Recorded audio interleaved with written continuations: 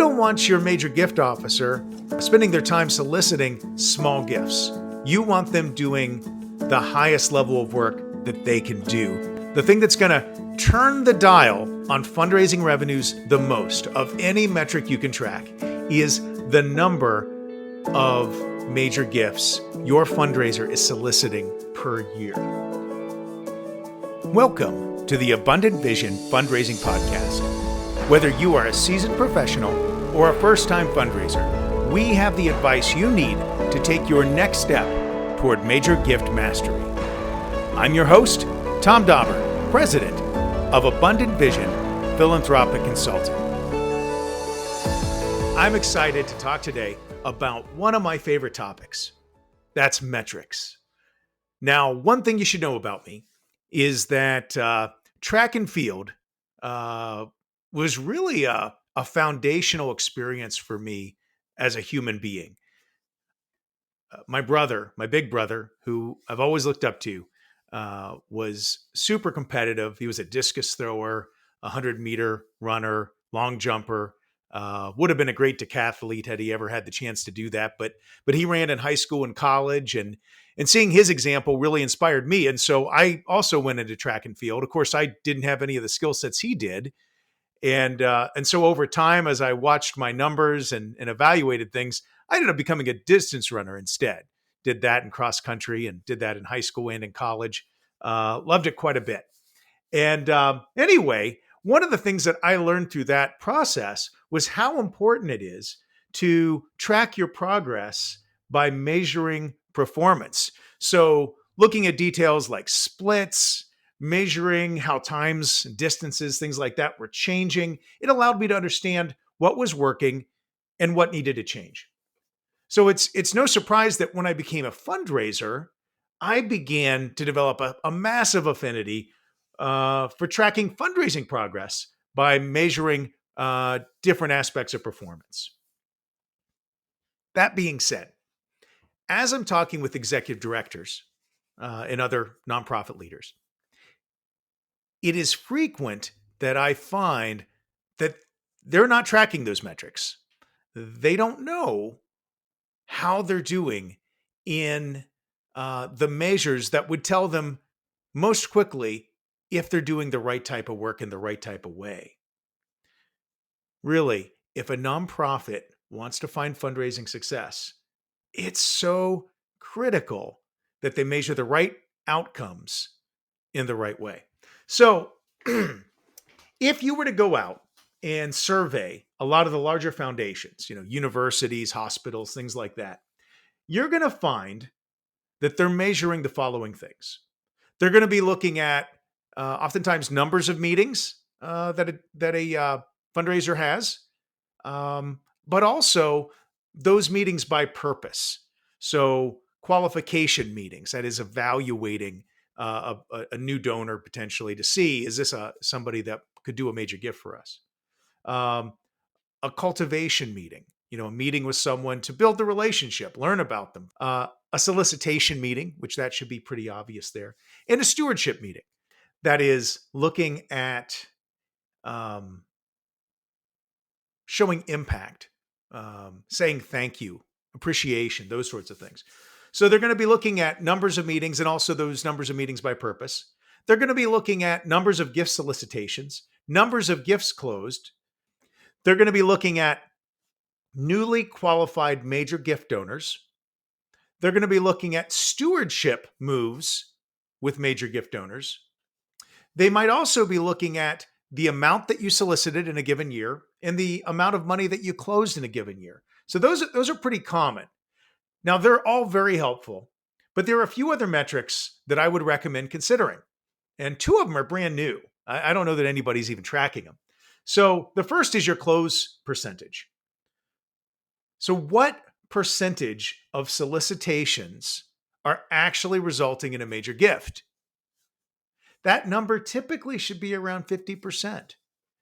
And your yield rate. That is, over the course of the year, maybe you solicit $1 million total from all your asks. Well, what's the yield rate in those $1 million worth of asks? Did you ultimately close 500,000? Did you close 250,000? Did you close 900,000? Right? That's going to tell us a lot. And we'll talk about that more later in the show. But again, close rate, yield rate, they tend to be about 50%. And I've never done a formal study on that, nor have I seen a formal study. However, I will tell you that as I talk to fundraisers across the industry, they all tend to say similar sorts of things. Now, two new metrics that I'm going to recommend today. One of these came from a conversation I had earlier this month with Jim Langley. I thought this was brilliant. So he recommended looking at the percentage or the number of repeat major gifts. That is, repeat major donors. So what I mean is, if I'm the major gift fundraiser and I go and I solicit a gift from a particular donor, do they give again when that pledge or that gift is over? Do they continue on with the organization? That tells you a lot. And we'll talk more about that in a little bit. Also, this other one, and this is of my own invention, right? This is, what's the number or percentage of newly qualified major gift prospects who end up making a major gift? So if I go out and I quote unquote discover a new potential major gift donor for my organization, I evaluate them and I tell my organization that they have affinity and they have capacity. Well, what percentage of those people end up making a major gift? This is very important. We'll talk about that in a minute. Now, first off, let me say all of these metrics, the most important metric for driving your work forward is that gift solicitation number. Now, a lot of times I'll refer to it as a metric gift solicitation number or a major gift solicitation number. What I mean by that is typically we're not counting every single gift a fundraiser closes. So if I go out and I solicit a $10 gift for my organization and I get a $10 gift, we're not really counting that in the numbers. This is how many major gifts did you close? And that number is going to be different for every organization. So big flagship university, that number is probably six figures. That's probably a $100,000 gift. If you're a typical nonprofit, that gift may be $10,000. It's going to have some correlation to your annual budget.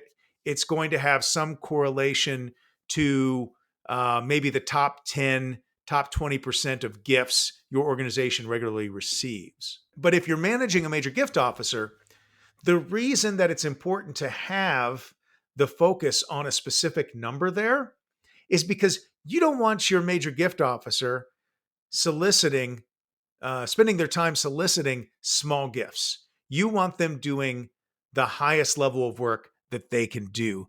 The thing that's going to turn the dial on fundraising revenues the most of any metric you can track is the number of major gifts your fundraiser is soliciting per year. So why is that?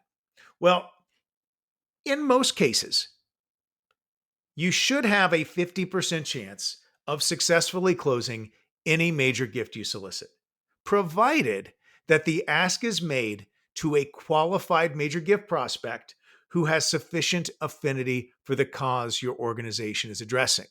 So if you're not establishing that up front, if you're just going out and asking every person on the street you bump into for $1 million, you're right, that number is going to be far lower. But that isn't how major gift fundraising should work. You should be getting to know your donors. You should be testing numbers with them. You should be getting a feel for what they care about and what their giving priorities are and where your organization ranks on those giving priorities.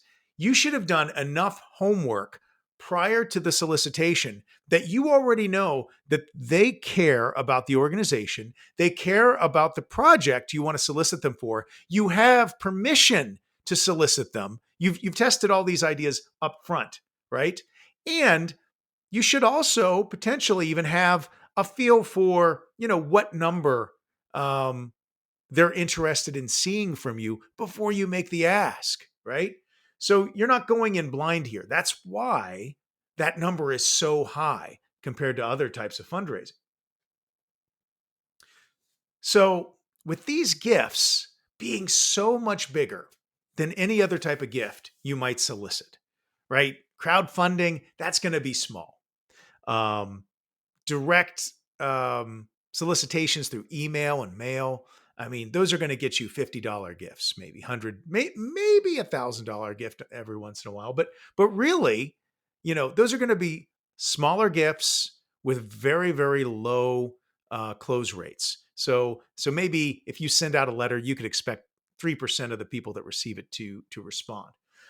A single gift, a single major gift you close could easily be 10% of your annual fundraising revenue, right? So if you've got a $3 million a year budget, this could be like a $300,000 gift. So it should be obvious that the more of those types of gifts you solicit, the more you will move the needle on fundraising your organization. That's why we got to track this number more than anything. Tom Dauber here for Abundant Vision Academy. Are you a nonprofit leader who's new to fundraising? Are you feeling crushed by your fundraising goals and not sure how to find success?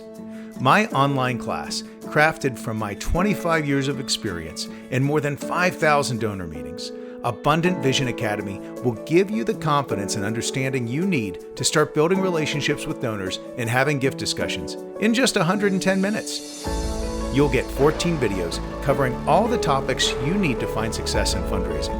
You can take it at your own pace and can watch as many times as you'd like. This is one of the best deals in fundraising continuing education you can get today. To make sure you get off to a strong start in 2024, I'm offering a 50% discount to anyone signing up for my course this spring. That's a $375 value. Enter the coupon code SPRING2024 at checkout to claim your 50% discount. That's SPRING 2024. Head on over to thomas-dauber-s-school.teachable.com and click on Abundant Vision Academy to get your discount today. The link is in the podcast description.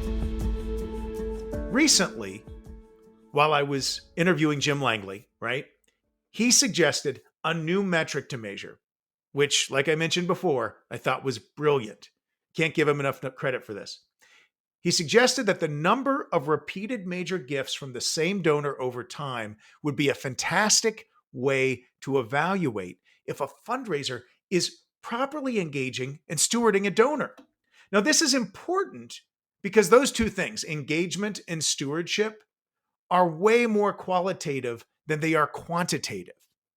So they're harder to track directly with metrics. It also touches on, was my strategy any good, right? Because, if you're a fundraiser with a strong portfolio, you've got a major gift portfolio with 70 donors in it that all have $1 million capacity. And let's say your major gift metric for your organization is $50,000, right? Well, you could probably get $50,000 pledges from almost any of them without really engaging them properly, without stewarding them well, even by taking a transactional approach. But if you're approaching those donors in a transactional way and you're not stewarding them well, and maybe you're not even using a very good strategy, you're not asking them what they care about, you're not identifying the greatest passions that they want to support, you're not identifying the cause that they resonate with the most, that your organization is working on, right? If you're not doing that, you may be able over the short term to close a bunch of gifts and look very successful on paper. But over the long term, those donors aren't going to continue to give because you're not engaging them. You're not stewarding them maybe the way that you ought to. So it makes sense that if we look at the body of work that a fundraiser has achieved, and we consistently see that the donors they're managing are continuing to make major gifts over time, the repeat customers, right? We have reason to believe then that the fundraiser is performing at a high level and doing what they ought. So I'm not aware presently of anyone who's tracking repeat major gifts as a performance metric. There might be someone out there, and if there is, please in the comments, let me know. But I would highly recommend, all that would need to be done. So here I am thinking as a manager, thinking about the CRMs that I've used in the past, and how would you get to that number? It really wouldn't be hard. Because all you'd have to do is to cross-reference the 10 to 12 gifts that the major gift officer is closing in a given year. Maybe that's higher. Maybe that's 20 if they're really great. So cross-reference the closed gifts in a given year against the number of major gifts those specific donors have given throughout their lifetime. So if I see Mr. Smith made a $100,000 gift this year, well then I would be looking back at Mr. Smith's donor history, and if I can see that there are previous major gifts from Mr. Smith, well, I would weight that somehow I would make that a metric that I would weight probably pretty heavily in this whole process.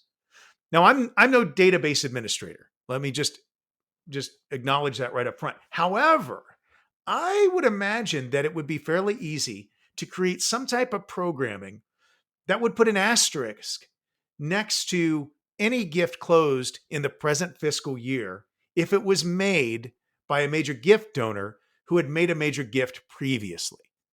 I could be wrong about that, but I would think that a database administrator could probably figure that out.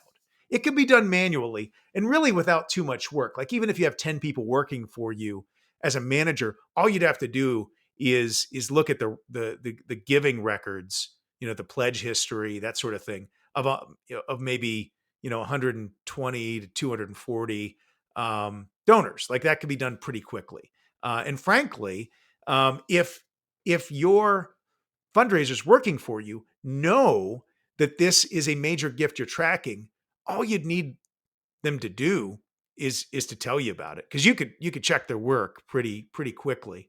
That's the thing is when you measure things, major gift officers typically are pretty quick to let you know when they've hit one of those goals. So that would take a lot of work off of you as the manager, but I think it could be done in an automated way through the CRM you're working with. Excuse me. Another interesting qualitative major that I think could be tracked in a similar way would be major gifts closed by donors qualified by that major gift officer. Now here's why I think this is important. Major gift officers tend to be pretty good at working to the metric that they're given. So if you tell them that the minimum gift that you're going to count for them is a $25,000 gift, all of a sudden you're going to see that's where all their asks are, right? If you increase that to 50, you're going to see the same thing. In fact, organization I used to work for, and I've shared this a lot of times on this podcast, they raised it on us. They doubled it twice in 6 years, went from 25 to 50 to 100. And each time, many of the fundraisers thought, oh my gosh, how are we ever going to do this? But we did. And what you saw in the asks is they all went up to the new baseline, right? And why I'm bringing that up is if you tell a development officer that you've got to qualify 5 new major gift prospects into your portfolio each year, well, they're typically going to find a way to get to that number, and they may be overly generous with themselves, right? Whether that's number is 2 or 5 or 10, right?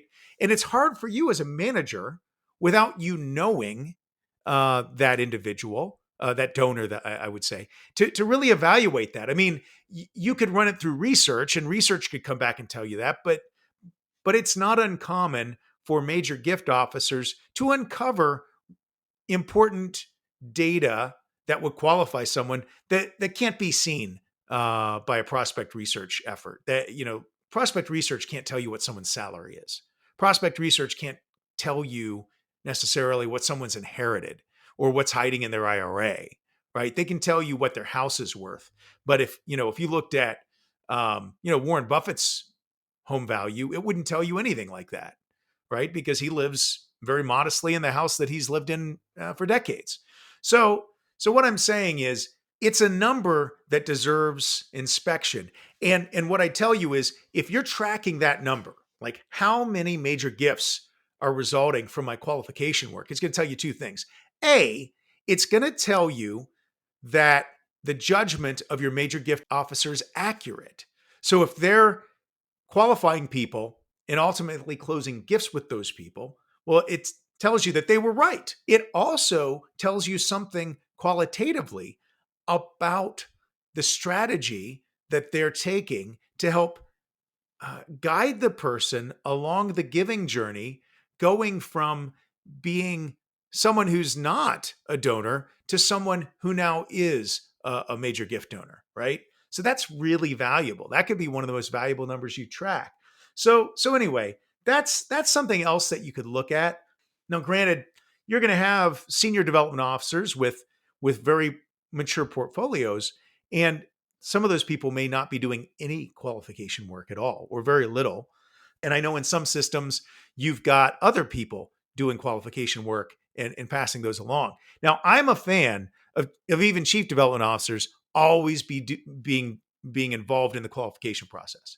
I mean, I think we all need to be filling the pipeline and working hard at that. Keeps us in touch with the work we're doing, and it contributes to success. So while I think there's reason for that number to be higher for entry-level development officers and maybe lower for senior development officers, I think we all should be a part of that work. Well, that's all the time we have for this week.